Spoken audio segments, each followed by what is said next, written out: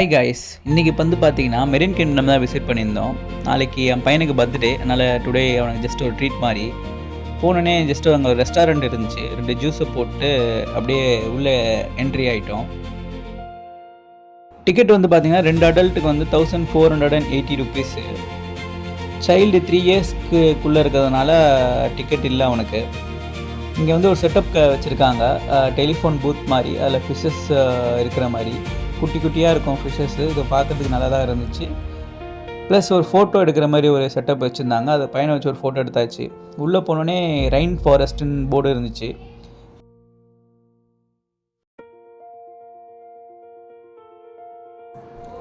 உள்ளே போயிட்டோம் நாங்கள். உள்ளே போனோடனே ஃபோட்டோ எடுக்கிறதுக்கு ஒருத்தர் மார்க்கெட்டிங் பண்ணிகிட்டு இருந்தார். சரி, ஓகே, போயிட்டு ஃபோட்டோ எடுக்கலான்னு பார்த்தோம். அவன் 250 தான் சொன்னான். ஆனால் ஃபைனலாக 370 ருபீஸ் வாங்கிட்டாங்க. சரி, இருந்தாலும் ஒரு ஃபோட்டோ ஞாபகத்துக்காக ஃபோட்டோ எடுத்துக்கலாம். நல்லா தான் இருந்துச்சு. ஃபோட்டோ ஃபைனலாக காட்டுறேன்.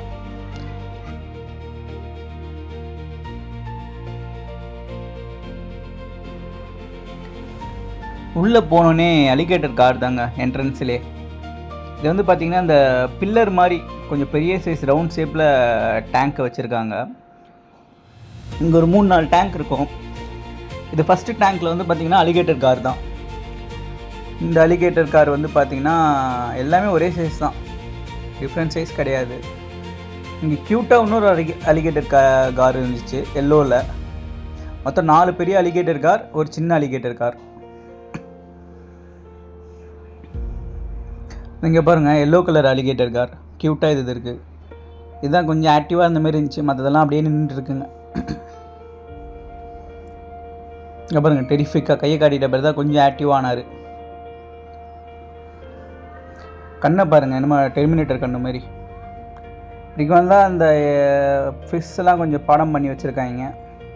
இதுவும் நல்லா தான் இருந்துச்சு. அப்படியே இந்த சைடு வந்தோன்னா அந்த சின்ன சின்ன ஃபிஷ்ஷுங்கெல்லாம் இருக்குங்க.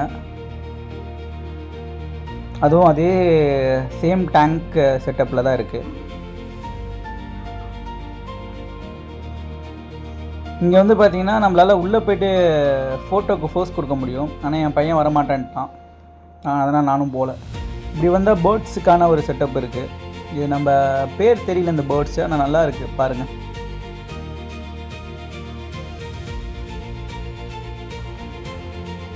இந்த சைடு வந்தால் அந்த வீட்டில் வளர்க்குற ஷார்க்ஸ்லாம் கொஞ்சம் பெரிய சைஸில் இருக்கும்ல, மான்ஸ்டர் ஃபிஷ்ஷுன்னுவாங்கள்ல, அதெல்லாம் இந்த பெரிய டேங்க்கில் விட்டுருக்காங்க. இதுலேயும் ஒரு ஆப்ஷன் இருக்குது, நம்ம உள்ளே அண்டர் வாட்டர் மாதிரி உள்ளே போயிட்டு ஃபோட்டோக்கு ஃபோஸ் கொடுக்க முடியும். இதுக்கு என் பையன் வரமாட்டேன்ட்டான் மறுபடியும். ஆனால் நான் போயிட்டேன். இதெல்லாம் மிஸ் பண்ண முடியாதுங்க. போயிட்டு ஒரு ஃபோட்டோ ஃபோஸ் கொடுத்தாச்சு.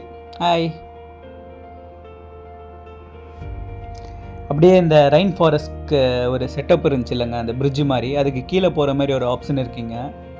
அப்படியே கீழே ஸ்டெப்ஸில் இறங்கி வந்தாச்சு. இங்கே வந்து பார்த்திங்கன்னா இந்த ஜாப்பனீஸ் ஃபிஷ் இருந்துச்சுங்க. இந்த கோய் ஃபிஷ்ஷுன்னுவாங்கள்ல, அது இங்கே கலர்ஃபுல்லாக இருக்கும். ஃபிஷ்ஷை தொடக்கூடாது போர்டும் போட்டிருக்காங்க. எனக்கு ஆசை ஃபிஷ்ஷை தொட்டணுன்னு, ஆனால் முடியலைங்க. அப்படியே இப்படி வந்தால் அருவி மாதிரி செட்டப்ஸ் இருக்குது. அதுக்கப்புறம் நிறைய ஃபிஷ் ஐட்டம்ஸ் இருக்குங்க. எல்லாமே நம்ம டிவியில் டிஸ்கவரி சேனலில் பார்த்துருப்போம். நிறைய அனிமேட்டட் சீரீஸில் பார்த்துருப்போம். இங்கே பாருங்கள், என்னை பொறுத்த வரைக்கும் இது கெண்டை மீன் மாரி இருக்குது. பட்னா இது என்ன மீனுக்கு ஃபிஷ் பேர் வச்சுருக்காங்கன்னு தெரியல. இதெல்லாம் பாருங்கள், அமேசான் ஃபாரஸ்ட்டில் வாழ்கிற மீனுங்க இதெல்லாம்.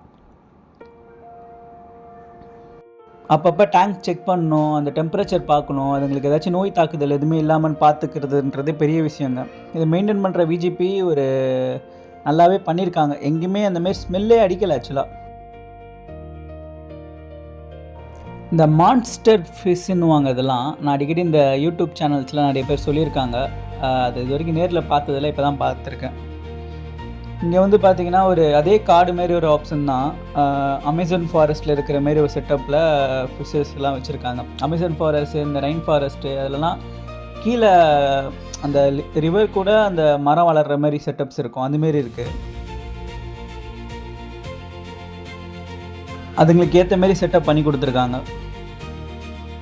நான் அமேசான் ஃபாரஸ்ட்னே சொல்லிகிட்ருக்கேன். இது சுந்தரவனம் காடுங்கங்க. அங்கே பாருங்கள், புலி வர மாரி ஒரு விண்டோ வச்சுருக்காங்க. அதில் இருக்கிற செட்டப் தாங்க இது. அமேசான் காடுன்னு அடிக்கடி சொல்லிகிட்ருக்கேன்.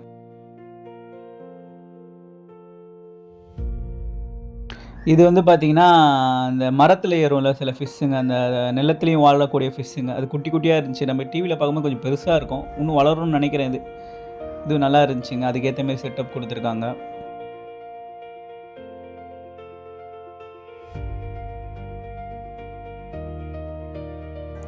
இதை தாண்டி வந்து அப்படியே கோஸ்டல் ஏரியா தான். கோஸ்டல் ஏரியானா ஒன்றும் இல்லை, கடல் ஸ்டார்ட் ஆகுதான். இங்கே பாருங்கள், கடல் செட்டப் மாதிரி கொடுத்துருக்காங்க. சிலைகள் வச்சு, சிலைகள்லாம் கடலில் இருக்கிற மாதிரி பப்பட் பீஸ் போட்டிருக்காங்க. கொஞ்சம் ஜெயின் பப்பர் பீஸ் தான் இது. ரெண்டுமே லவ்வர்ஸ்ன்னு நினைக்கிறேன். இங்கே பாருங்கள், சூப்பராக இருக்குல்ல, நைஸ்.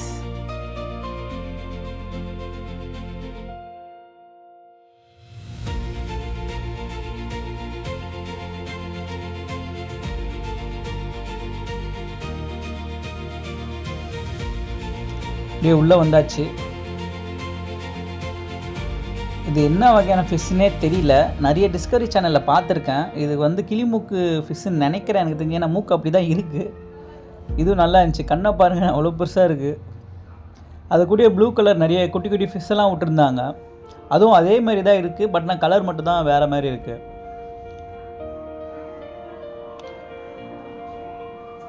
இதுவும் நல்லா பண்ணியிருக்காங்க. இங்கே பாருங்கள், பவளப்பாறையில் இந்த குட்டி குட்டி ஃபிஷ்ஷுங்கெல்லாம் வாழ்கிற இடமே பவளப்பாறைங்க தான். இதெல்லாமே நம்ம டிஸ்கவரி சேனலில் பார்த்துருப்போம். நிறைய ஃபைண்டிங் மீமோவில் பார்த்துருப்போம் இந்த மாதிரி மீன்லாம். இப்போ தான் நேரில் பார்க்குறோம்.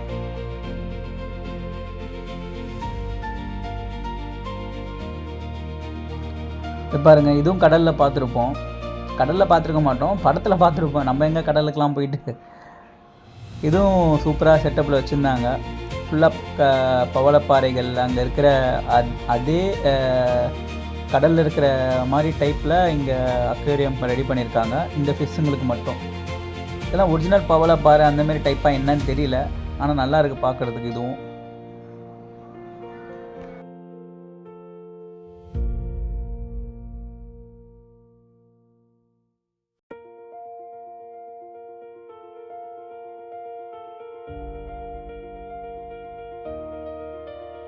ஃபைனலாக நான் தேடிட்டு இருந்த ஃபைண்டிங் மீமோ கிடச்சிச்சிங்க.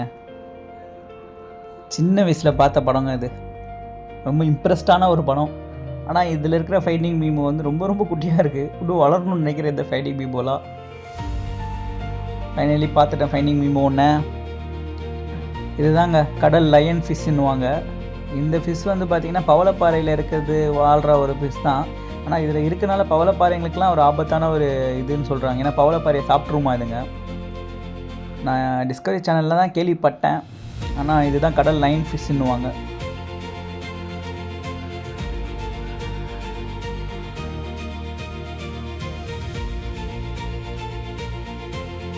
இந்த சைடு வந்தோன்னா கடல் தண்ணியை நம்மளால் ஃபீல் பண்ண முடியும். ப்ளஸ் அந்த இருக்கிற ஸ்டார் ஃபிஷ்ஷையும் நம்மளால் தொட்டு பார்க்க முடியும். அங்கே தொட்டு பார்த்தாங்க, ரொம்ப குளிர்ச்சியாக இருந்துச்சு. ப்ளஸ் அந்த ஸ்டார் ஃபிஷ்ஷை தொட்டும் பார்த்தேன். ஃபீல் நல்லா தான் இருக்குது. இங்கே பாருங்கள், பார்க்கறதுக்கே டெரிஃபிக்காக இருக்கானுங்களே இவனுங்க தான் மோரே ஈலுன்னுவாங்க. மோசமானவனுங்க இவனுங்க. வாயில் ஒரு பல், தொண்டைக்குள்ளே 2-3 பல் இருக்கும். ஒரு வாட்டி மாட்டோன்னா சுற்றி வளைச்சி போட்டு தள்ளிடுவானுங்க. இதுக்கு நிறைய ரெக்கார்டும் இருக்குது. நிறைய பேரை மட்டை பண்ண ரெக்கார்டுங்க.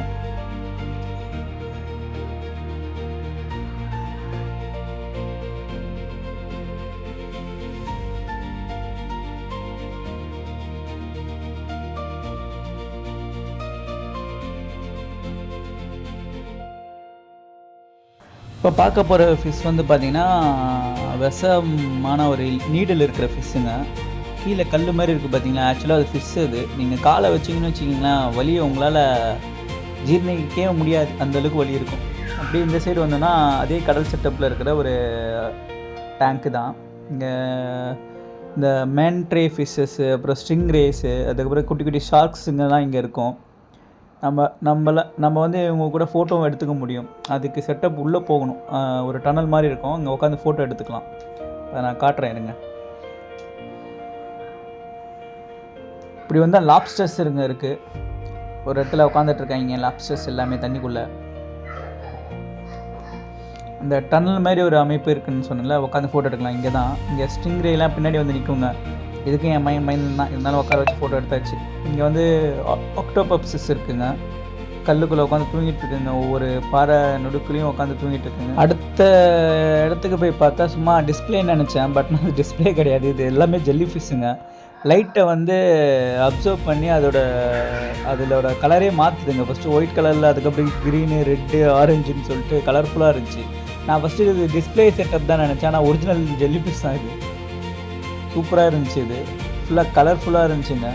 ஒவ்வொரு லைட்டும் அவங்க ஆன் பண்ணி ஆஃப் பண்ணும் போது அந்த கலர் அப்படியே கன்சியூம் பண்ணி அதுக்கேற்ற ரிஃப்ளெக்ஷனை காட்டுதுங்க. சூப்பராக இருந்துச்சு. இந்த சைடு மேன்ட்ரே ஃபிஷ் இருக்கும் பாருங்க, ஸ்டிங்ரே, சில வகை கடல் மீன்கள். இந்த ஸ்டிங்ரே பாருங்கள், நீடலோடு இருக்குது. ஒரு போடு போட்டுச்சா போதும் அந்த நீடல்.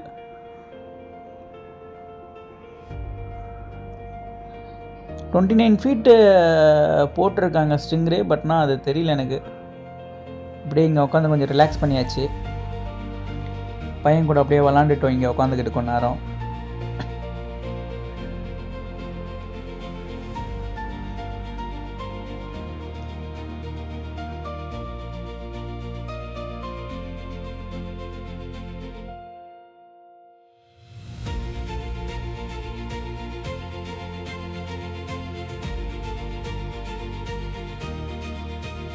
இங்கே வந்து மெயின் ரீசனே இங்கே வந்து அண்டர் வாட்டர் டனல் மாதிரி இருக்கும். நம்ம ஃபாரின்லாம் பார்ப்போம்ல, ஃபிஷ்ஷுங்க வந்து நம்ம தலைக்கு மேலே ட்ராவல் பண்ணோம், சைடில் ட்ராவல் பண்ணோம், பார்க்கும்போது சூப்பராக இருக்கும் அப்படின்னு. அதுக்கு தான் வந்தோமே இங்கே வந்து பார்த்தா இதுதான் அதோட என்ட்ரன்ஸும் போலுக்கு. அப்படியே என்ட்ரன்ஸ் ஆகி உள்ளே போயிட்டோம் நாங்கள். உண்மையிலே இதாங்க ஃபஸ்ட் டைமு, சூப்பராக இருந்துச்சுங்க. எனக்கு வந்து ஒரு ஃபாரின் எஃபெக்ட் தான் இருந்துச்சு. நல்லா சூப்பராக மெயின்டைன் பண்ணியிருக்காங்க. கொடுத்த காசுக்கு ஒர்த்து தான் இந்த இடம் எனக்கு தெரிஞ்சு. இந்த லைட்டாக அந்த லைட்டிங்கு, அந்த ஃபிஷ்ஷுங்கெலாம் ட்ராவல் பண்ணும்போது லைட்டாக தலை சுற்றுற மாதிரி ஒரு ஃபீலிங் இருந்துச்சு, இருந்தாலும் நல்லாயிருக்கு.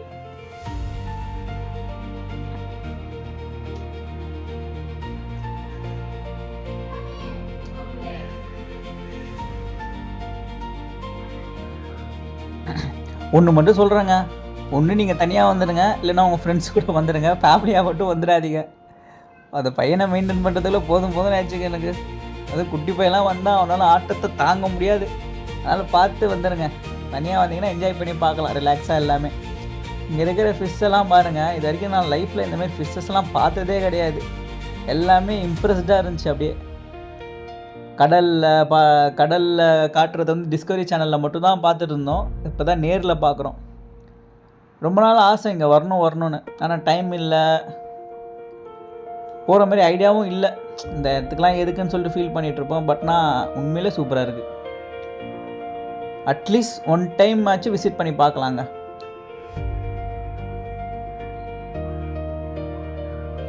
இங்கே வந்து சடனாக அப்படியே வந்தோடனே உள்ளே வந்து அப்படியே போயிடாதீங்க. அப்படியே கொஞ்சம் கொஞ்சமாக ஒரு ஃபிஷ்லாம் பாருங்கள், நிறைய ஃபிஷ்ஷஸ் இருக்கும் இங்கே. நான் பார்த்து ரொம்ப இம்ப்ரெஸ் ஆனது வந்து இந்த ஒரிஜினல் ஷார்க்கு. இப்போவுமே நம்ம வீட்டில் வளர்க்குற ஷார்க் மாதிரி கிடையாது, ஒரிஜினல் கடலில் இருக்கிற ஷார்க்கு இங்கே நிறைய இருந்துச்சுங்க. ஒரு 4-5 இருக்குன்னு நினைக்கிறேன். ஒரு பெரிய ஷார்க்கும் இருந்துச்சு.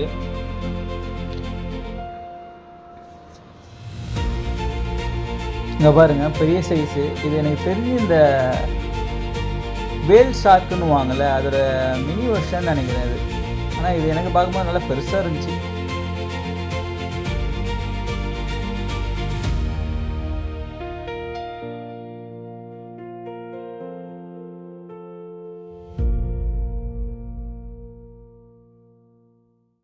இங்கே ஒருத்தவன் தனியாக உட்காந்துருந்தான், ஒரு குட்டி ஃபிஷ் ஏஞ்சிக்கவே இல்லை, இறந்துதானா நினைக்கிறேன், எனக்கு தெரியலங்க.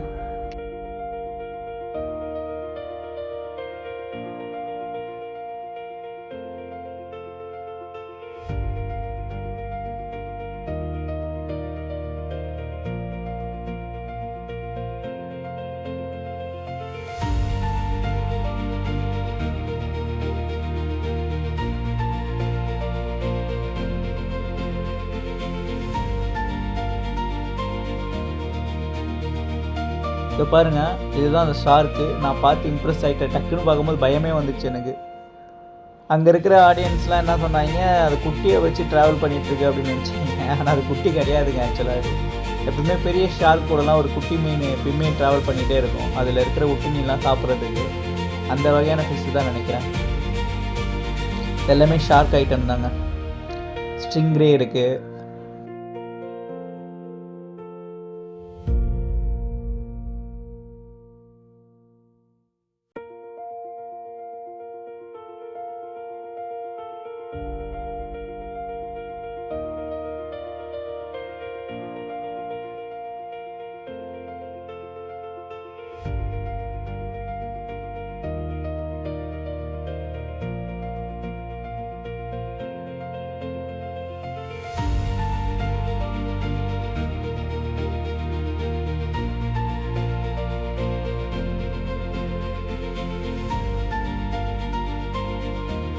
இதுதாங்க எனக்கு ரொம்ப இம்ப்ரெஸ் ஆயிடுச்சு.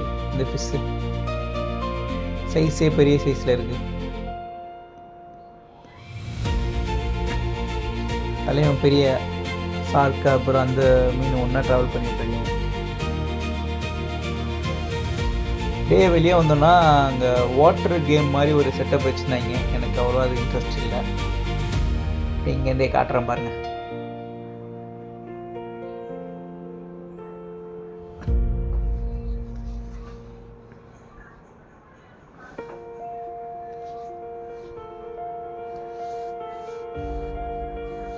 ஆக்சுவலாக இதோட அந்த அக்வேரியமே முடிஞ்சிருச்சு. இதை தாண்டி போனீங்கன்னா ஒரு ஒரு ஸ்க்ரீன் இருக்கும். அதாவது நம்ம அந்த என்ட்ரன்ஸ்லேருந்து, அதாவது நம்ம அண்டர் வாட்டர் அக்வேரியம்லேருந்து வந்தோம்ல, அதோட கண்டினியூட்டியோட இது தான். நம்ம இங்கே உட்காந்து ரிலாக்ஸாக ஸ்நாக்ஸ் சாப்பிட்டுட்டே இந்த ஸ்க்ரீனை பார்க்க முடியும். ஃபேமிலியோட ஒன் டே வரலாங்க. இங்கே நல்லா இருக்கும். பசங்களும் என்ஜாய் பண்ணுவாங்க, நீங்களும் என்ஜாய் பண்ணுவீங்க. ஆக்சுவலாக ஒரு மாதிரி ரிலாக்ஸாக இருக்கும். நீங்கள் ரொம்ப ஃபாஸ்ட்டாக போனால் 1 ஹவர்லேயே சுற்றி பார்த்துடலாம். ஆனால் அப்படி பண்ணாதீங்க. ஒரு இடமா வெயிட் பண்ணி பாருங்கள். ஒரு வாட்டி என்ட்ரி கொடுத்து உள்ளே வந்துட்டோன்னா நம்ம ஈவினிங் வரைக்குமே அங்கே இருக்கலாம், யாரும் ஒன்றும் கேட்க மாட்டாங்க. ஆனால் வெளியே போயிட்டிங்கன்னா அந்த டிக்கெட் வேலிட் கிடையாது. அதனால் ஒரு வாட்டி வந்தீங்கன்னா அந்த ஒரு டிக்கெட்டை வாங்கிட்டு ஃபுல் அண்ட் ஃபுல் சுற்றி பார்த்துட்டு ரிலாக்ஸாக ஒரு பிளேஸாக பாருங்கள். நான் மினிமம் 2 ஹவர்ஸ் எடுத்துக்கிட்டேங்க. அந்த ஃபோட்டோ எடுக்கிறது, பையனை வச்சு சுற்றுறது 2 ஹவர்ஸ் ஆச்சு எனக்கு. அப்படியே ஒரு ஸ்நாக்ஸை போட்டோம். பப்ஸு, பாப்கார்னு 190 ருபீஸ் சார்ஜ் பண்ணிட்டாங்க. ஓகே தான். ஆனால் அடிக்கிற வெயிலில் பைக்கில் மட்டும் வந்துடாதீங்க. நாங்கள் வந்து நொந்து போயிட்டோம். அடுத்தபடி கால் டாக்ஸி தான். கார் இருந்தால் காரில் வந்துடுங்க. ஓவரால் எக்ஸ்பீரியன்ஸு நல்லா இருந்துச்சுங்க. ஒரு 1400க்கு 2 அடல்ட்டு ஒரு child free. So overall experience நல்லா இருந்துச்சு. இந்த ஃபோட்டோ தான் 370 ருபீஸ் சார்ஜ் பண்ணிட்டாங்க. வேணா எடுக்கலாம், இல்லைனா இக்னோர் பண்ணிடலாம். தேங்க்யூ.